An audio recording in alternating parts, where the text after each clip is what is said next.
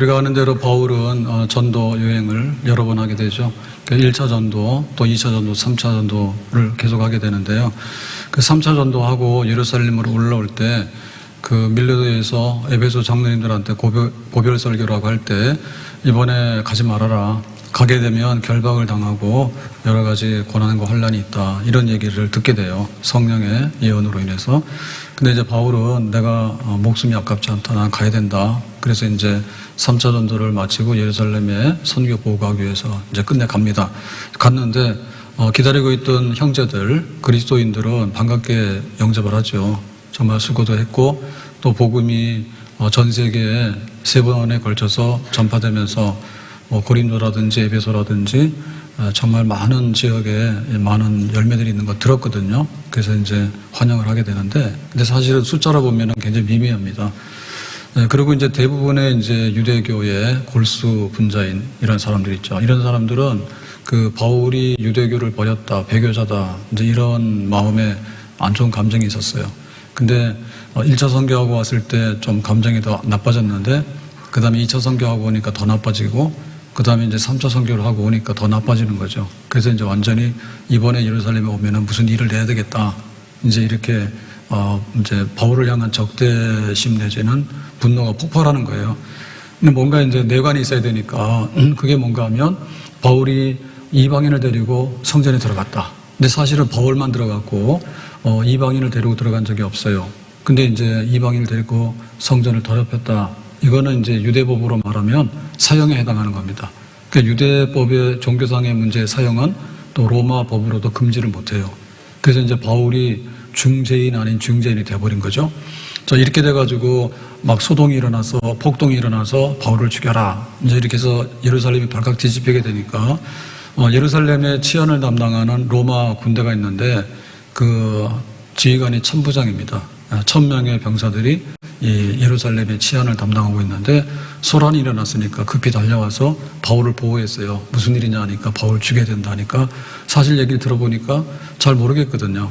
그리고 자기는 이제 어떤 재판을 할 수 있는 권한 가진 사람이 아니고 또 군인으로서도 최고의 그 권력은 총독이 가지고 있단 말이에요. 그래서 이제 가이사라의 총독부로 바울을 이송을 하게 돼서 그 총독부 안에 있는 감옥에서 바울은 갇히게 됩니다.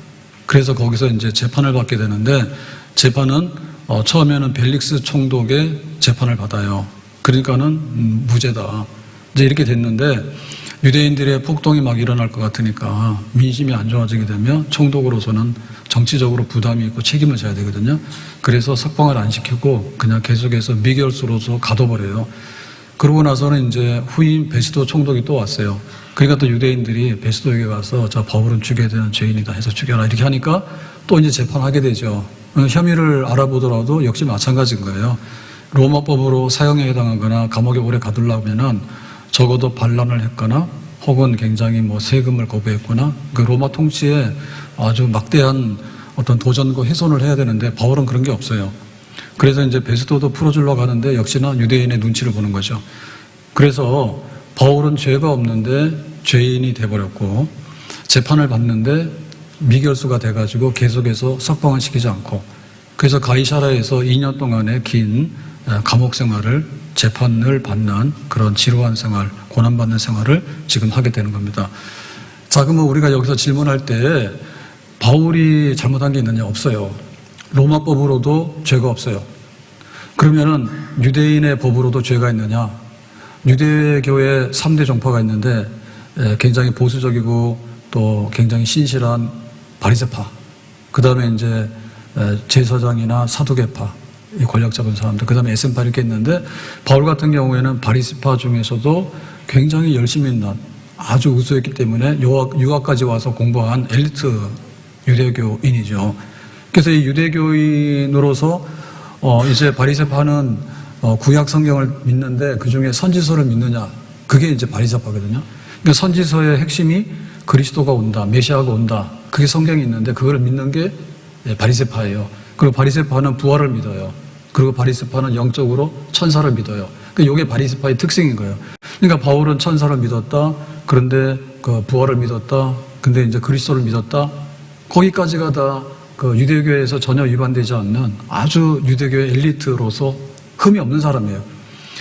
그런데 이제 바울의 얘기가 그리스도인으로서 무슨 흠이 있느냐 할 때, 바울은 그리스도를 기다려서 메시아를 기다렸는데 그 그리스도와 메시아가 바로 예수더라. 나도 처음에는 예수가 그리스도가 아닌 줄 알았다. 선동하는 사람이고 신성을 못 오가는 이단의 괴수인 줄 알고 그랬다. 그리고 그리스도인들은 거기 패거리더라. 이렇게 해가지고 내가 예루살렘에서 박해를 많이 했고 다메섹까지 와서 믿는 자들을 체포해서 가려고 하는데, 근데 예수님이 나타나서 내가 부활한 예수다. 네가 왜 나를 핍박하느냐. 예수는 죽었는데요. 내가 여기 살아있지 않느냐 해서 바울이 거기서 이제 굴복을 하고 항복을 하게 된 거죠. 그러니까 나는 그리스도인으로서 그리스도를 기다렸는데 예수가 그리스도라고 나는 체험을 했고 목격을 했고 성경대로 그것이 맞다고 나는 확신하기 때문에 그리스도인으로서도 문제가 없고 그리스도인으로서 로마의 해를 가한 적이 없는 거예요. 유대교의 해를 가한 적이 없는 거예요. 그러니까 무죄인데 어떻게 죄수가 돼서 감옥에서 미결수로서 2년을 지내느냐, 이거를 받아들일래? 아니면은 이쯤 했으니까 나는 여기서 쓸 겁니다. 더 이상 내가 예수님의 일이나 이런 걸 할 수가 없습니다. 혹은 완전히 이제 뒤돌아서서 그동안에 내가 이렇게 했는데 나를 이렇게 부당하게 대접하면은 나는 후회스럽습니다. 내가 1차 전도하고 말 걸 2차 전도를 왜 했으며 2차 전도하고 말 거를 3차 전도 왜 했으며 내가 왜 이렇게 했을까요? 참 이렇게 대접이 부실하네요. 그리고 이 대접이 부당하네요. 라고 했으면은 만약에 시험에 들어서 감정이 안 좋았으면은 돌아서서 불평불만을 했을 거고, 아니면은 이제 그만하고 그냥 내가 적당히 정치적으로 타협해서 그냥 석방돼서 그냥 이렇게 제자리로 돌아가고, 아니면은 나는 무죄하니까 끝까지 로마 가서 재판을 받을 것이고 내 목숨이 아깝지 않으니까 나는 여기서 견뎌내고 나의 갈 길을 가겠다, 이렇게 할 것인가 라고 할 때 바울은 멈출 수가 없다.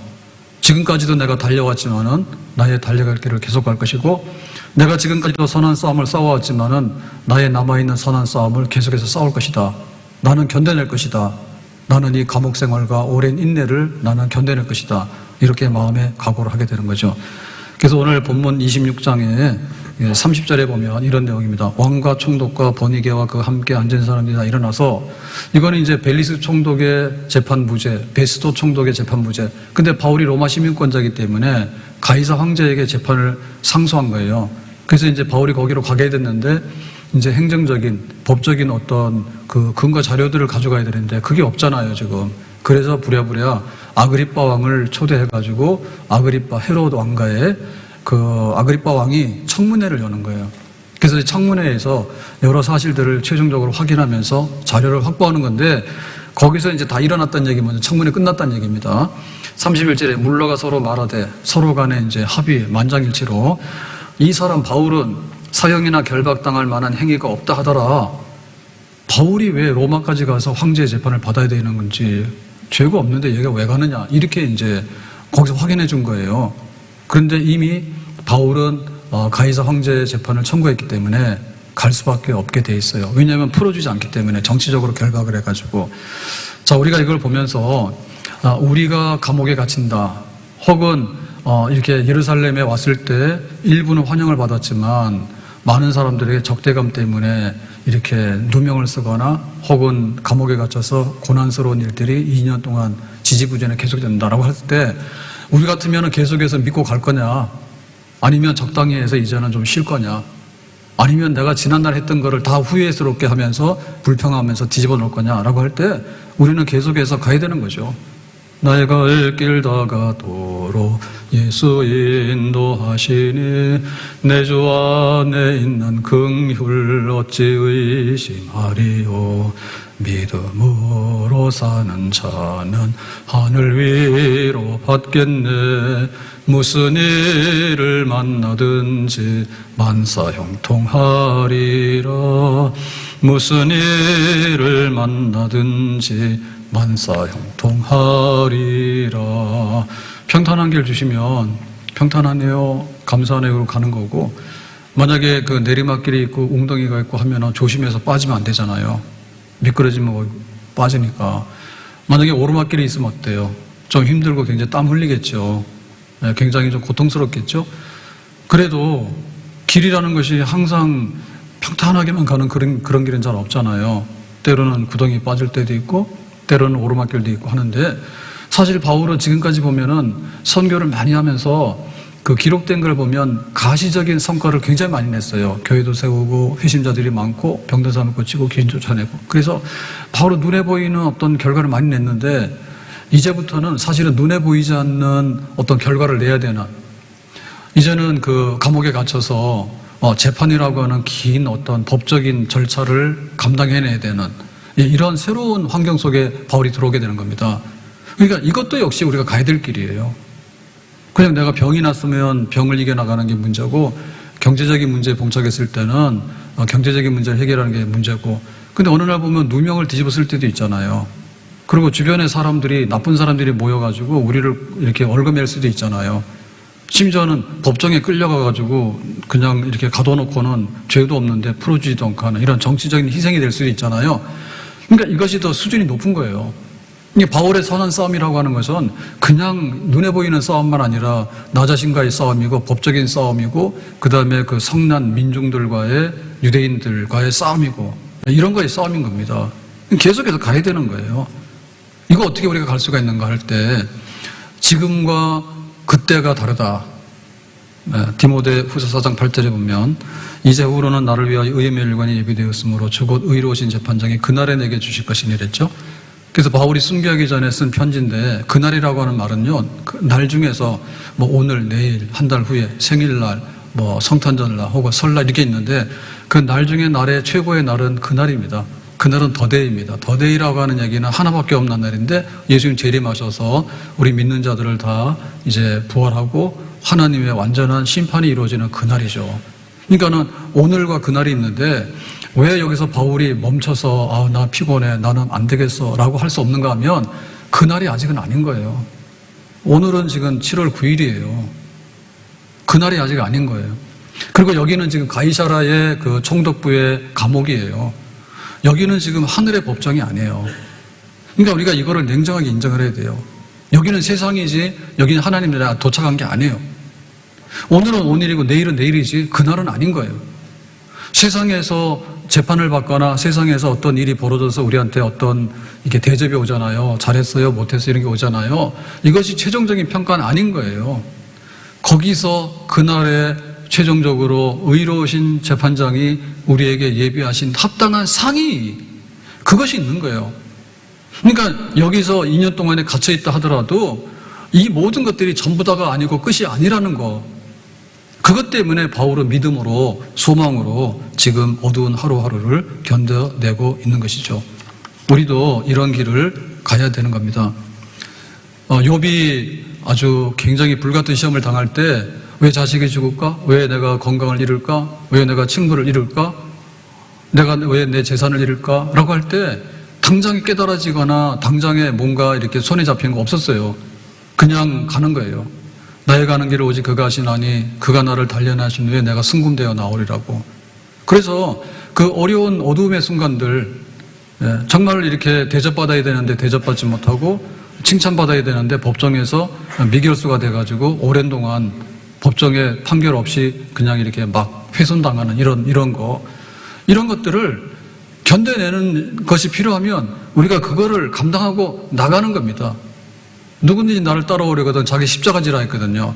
그 십자가가 때로는 건강의 문제일 수도 있고, 십자가가 때로는 돈의 문제일 수도 있고, 십자가가 때로는 주변 사람들의 모함일 수도 있고, 십자가가 때로는 자식일 수도 있고, 십자가가 때로는 우리가 바랐던 그 모든 것들이 무너지는, 우리 손에 들어오지 않는, 도망가 버리는 그런 현실이 될 수도 있는 거예요. 십자가 지라고 하면 우리가 그 십자가를 지고 가는 겁니다.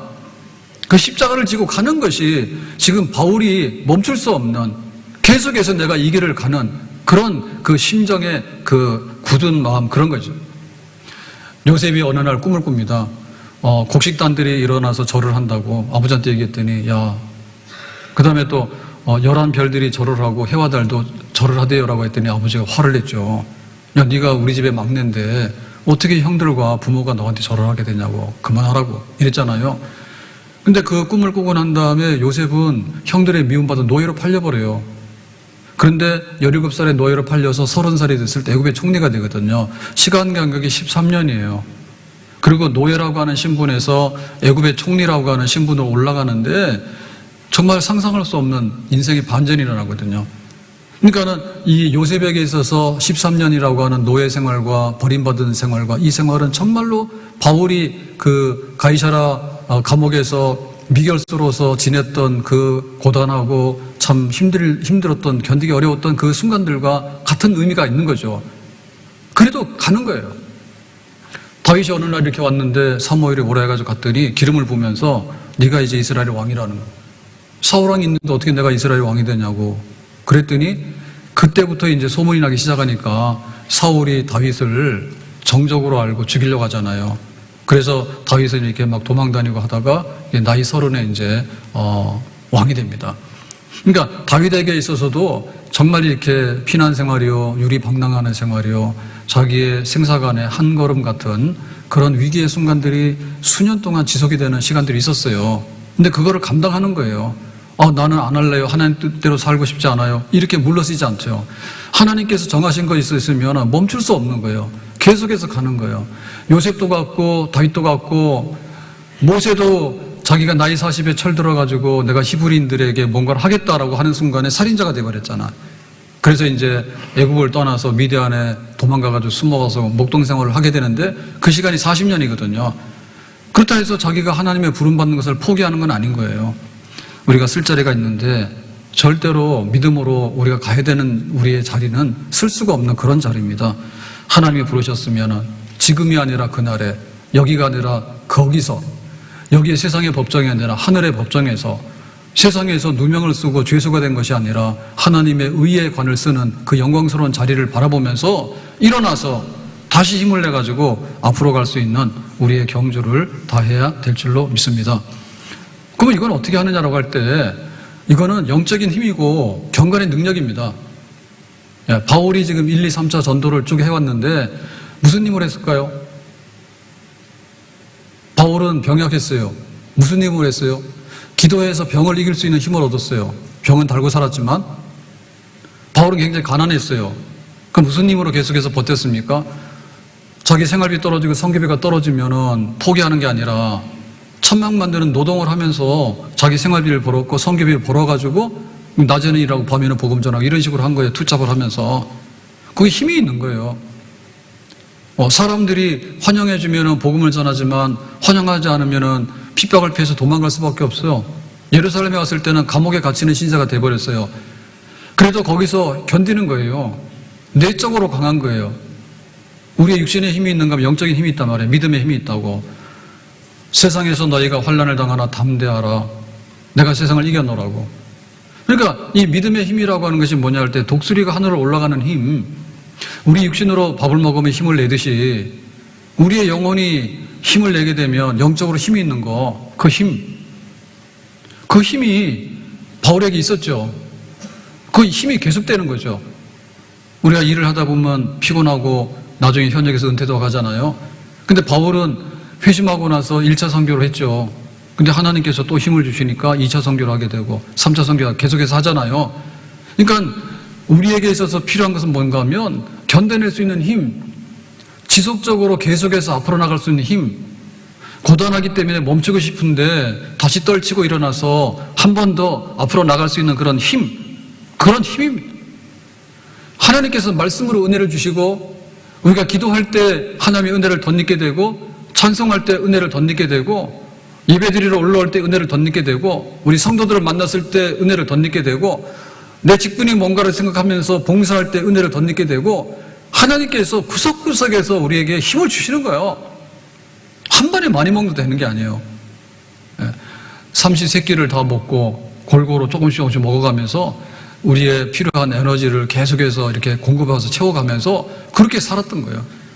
그러니까는 바울이 3차 선교를 마칠 때까지도 힘이 있었지만은 3차 선교를 마치고 가이사라에서 2년 동안의 미결수로서 감옥 생활하면서 견뎌내는 힘도 그 안에서 하나님께 힘을 주신 거죠. 병 고친 거 복음을 전해서 설교를 해서 그 나타낼 수 있는 어떤 영적인 힘이 있는가 하면은 나 자신과의 싸움에서 이겨야 되는 것이고 정말 이렇게 법적으로 둘러싸고 있는 이런 올무를 이걸 깨치고 나올 때까지 견뎌야 되는 힘이 있는 거예요. 그런 내적인 힘이 있는 거죠. 바울은 그걸 가졌어요. 그렇기 때문에 박해를 받거나 혹은 이렇게 부당한 감옥살이를 하거나 할 때 그것을 이겨낼 수 있는 그런 힘이 있었던 거죠. 여호수아 4장 11절에 말합니다. 모세가 나를 보내는 날과 같이 오늘도 내가 여전히 강건하니. 여기 지금 보내는 날하고 오늘하고는 45년의 차이가 있습니다. 그 정탐꾼들 12명을 가나안 땅 보내게 될 때 갈렙이 뽑혔는데 나이가 40이에요. 지금 오늘은 뭐냐면 45년이 지나고 나서 여호수아가 가나안 정복을 1차적으로 했어요. 그래서 정복되지 않은 그 아주 굉장히 난공불락의 그 요새들이나 산지들이 있는데요. 그 부분에 대해서는 내가 나머지 하겠다.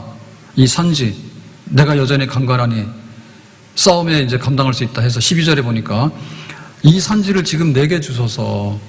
여기는 지금 헤브론 산지인데 이 헤브론 산지에 살고 있는 사람 아낙 자손들인데 이 아낙 자손들은 가나안 족속들 중에서 거인들이에요.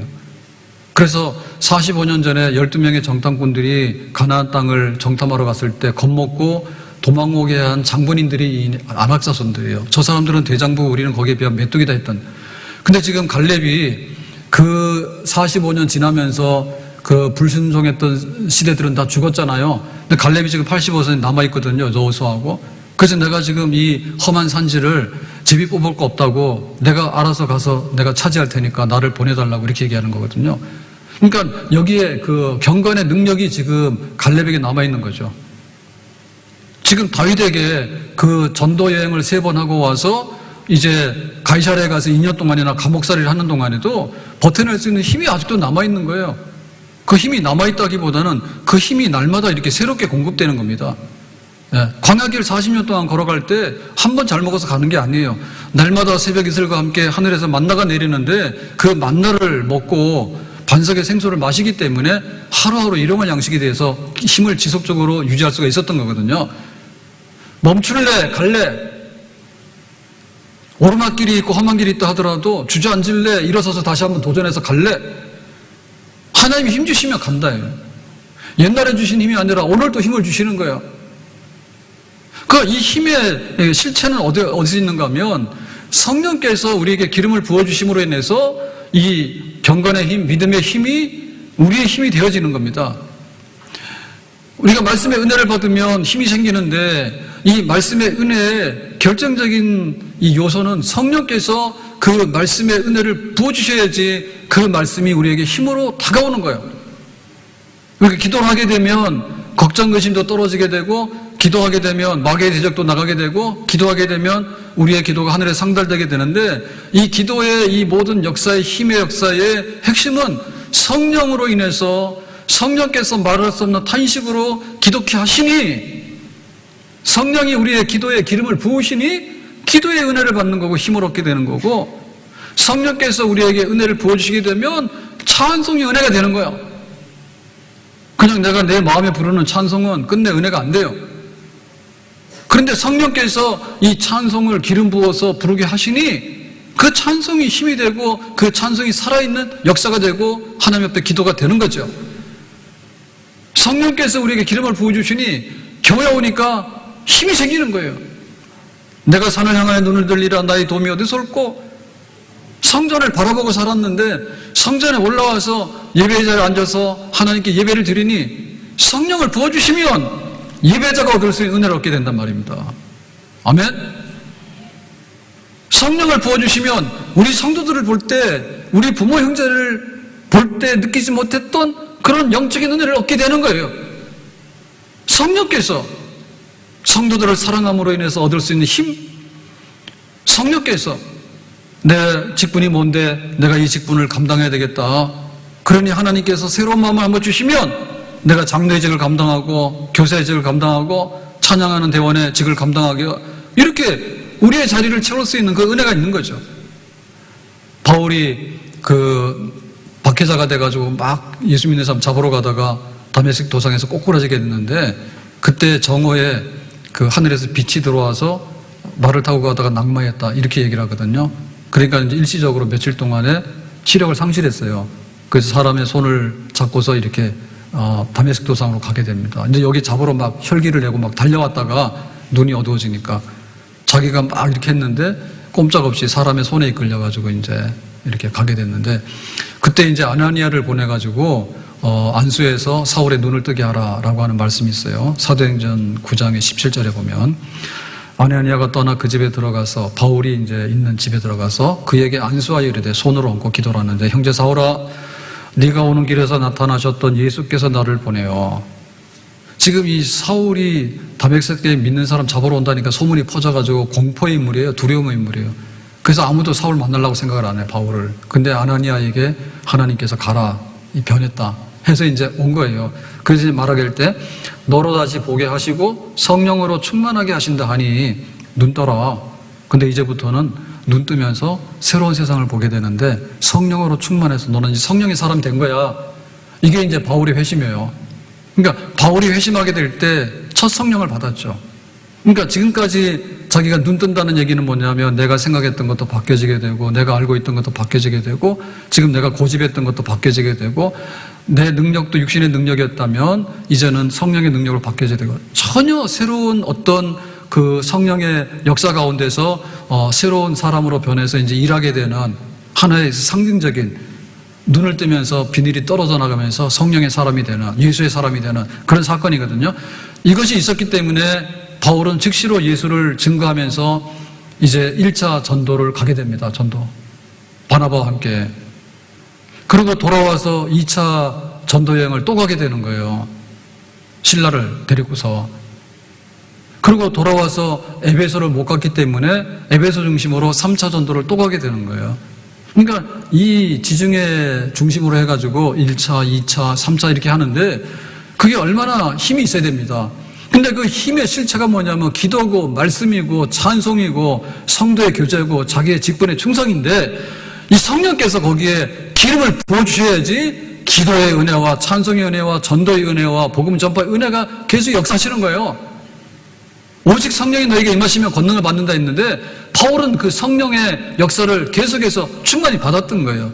그러니까 지금 3차 전도를 마치고 돌아왔을 때 비록 환영을 받지 못했고 부당하게 지금 체포돼가지고 재판에 결정을 내리지 아니하고 판결을 내리지 아니하고 미결수 신분으로서 총독이 바뀌는 과정에서도 잡아서 풀어주지도 않고 이렇게 정치적으로 이렇게 눈치를 보고 있으니 얼마나 견디기 어려운 일들이 있습니까 지금.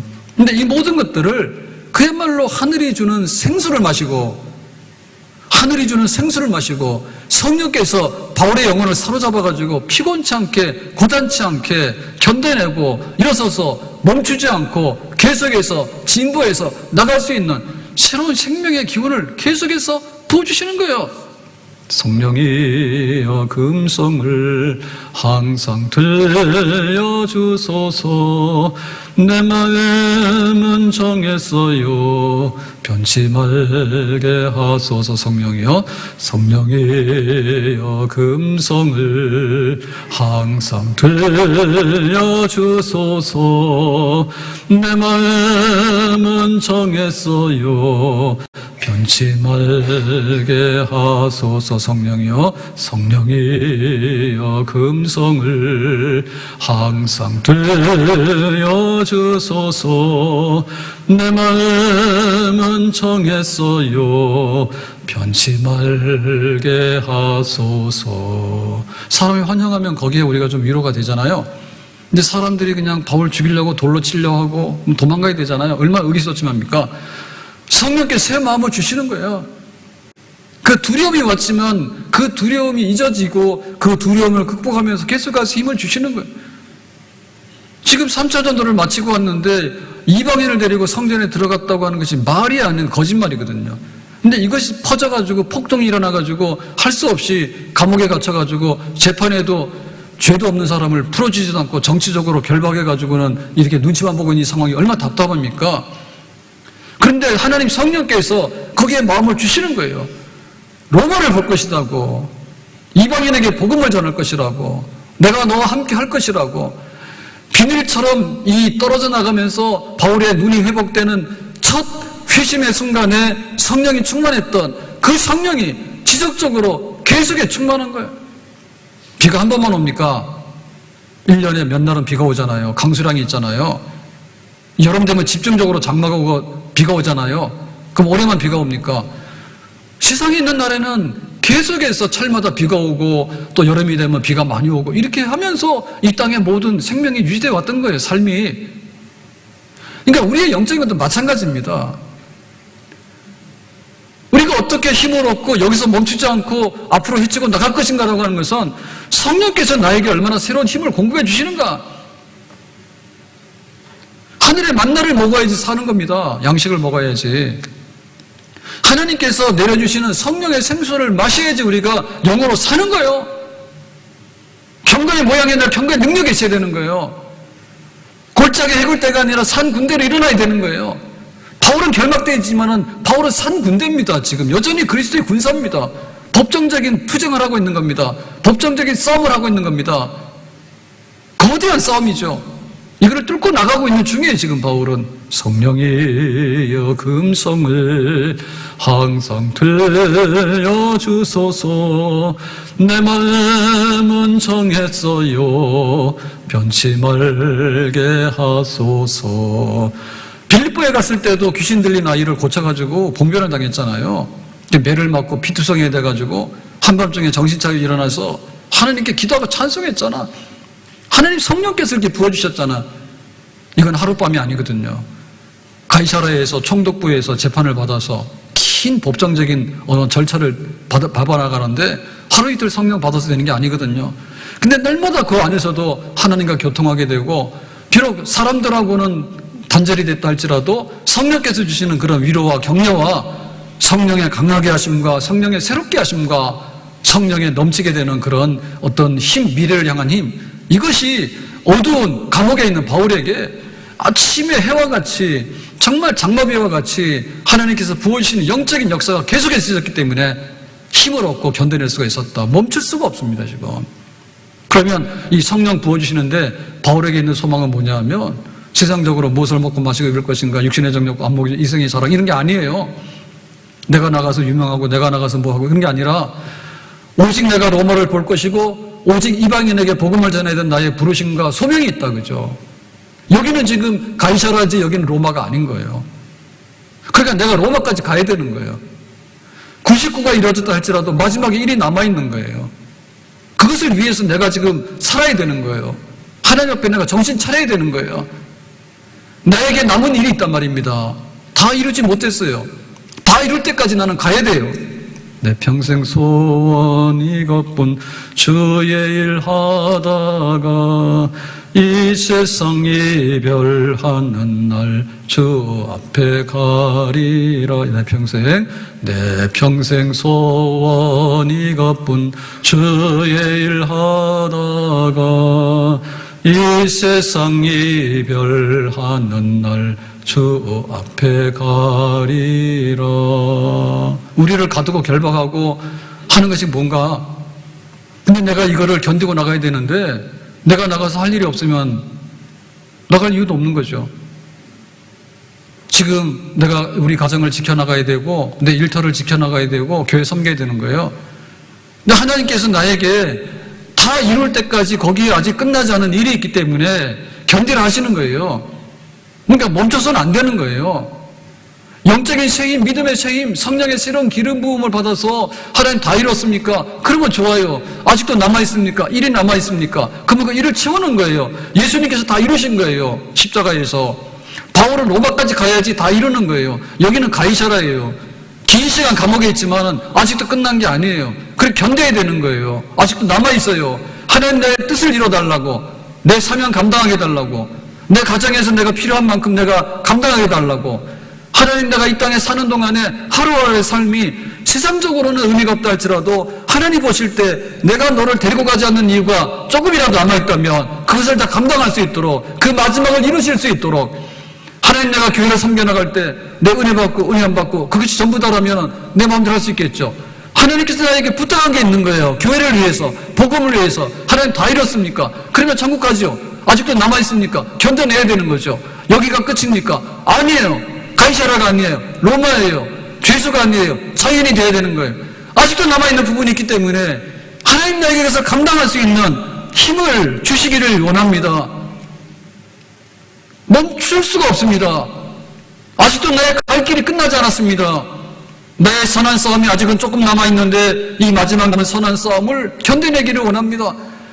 복음을 전하면서 싸워나갔던 것들, 병든 사람을 고치면서 싸워나갔던 것들, 수많은 박해자들과 더불어 싸워나갔던 일이 있는데 마지막에는 로마 법정에 서야 되는 이 거대한 마지막에 하나의 미션이 남아있는데 하나님 지금 이 가이사라에서 그것을 예비하는 거거든요. 가이사라 감옥에서. 하나님 이것조차라도 내가 감당케 해주시기 바랍니다. 마지막에 넘어가야 될 이 길이 있다면 이 가이사라의 2년 동안의 미겔스의 신분에서 견뎌내고 마지막에 로마에 가서 당당하게 가이사 황제 법정에서 기독교가 무엇인지, 어떻게 하나님께서 이 땅에 복음을 주셨는지, 어떻게 이 기독교 복음이 로마 제국에 유익이 되는 것인지, 가치가 있는 것인지에 대해서 명명백백하게 밝힐 수 있는 마지막에 남아있는 사명이 있는데 그것을 감당하기 위해서 하나님 힘 주신다니까요. 우리가 그 손을 맞잡고서 믿음의 힘으로서 성령의 힘으로서 내 주신 직분에 대한 마지막 소명에 대한 불타는 그 마지막의 이루음을 위해서 우리에 있는 힘을 전부 다 맡겨서 주님께 새로운 힘을 얻게 될 때 우리는 일어나고 또 일어나서 7번 넘어져도 8번째 다시 일어나게 되는 그런 사람으로서 우리의 마지막을 향해서 나가게 되는 줄로 믿습니다. 오늘 우리 성도들은 보면 교회는 세상적으로 볼 때 똑똑한 사람이나 강한 사람은 없다 했어요. 고린도 교회 보는 편지 중에 보면 미련한 사람, 또 약한 사람, 이런 사람이랬잖아요. 고린도에 학식 많고 굉장히 아주 지혜로운 사람이나 능력 있는 사람 많아요. 권세 있는 사람 많아요. 근데 교회 오는 사람 그런 사람이 아닌 거예요. 하나님 그거 아깝다 하지 않아요. 정말로 하나님을 예배하며 하나님을 존중해 여기는 사람을 하나님 귀히 보시지. 예? 우리가 볼 때는 쌍꺼풀이 있느냐 뭐 이런 거 보고 굉장히 귀하게 여기잖아요. 하나님 그런 게 아닌 거예요. 내 백성인가? 하나님 인정하는가? 우리가 찬송 안 하면 돌이 입을 열어서 찬송한다니까요.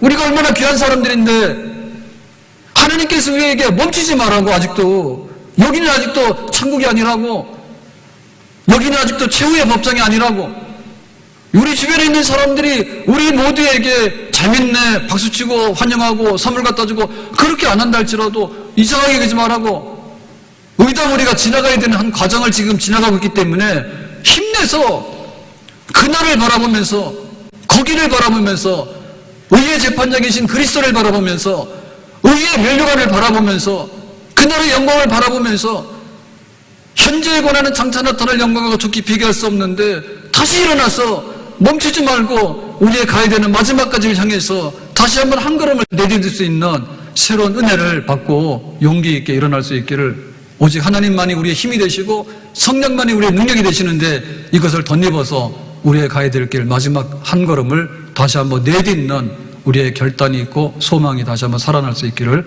예수님의 이름으로 축복합니다. 기도합니다.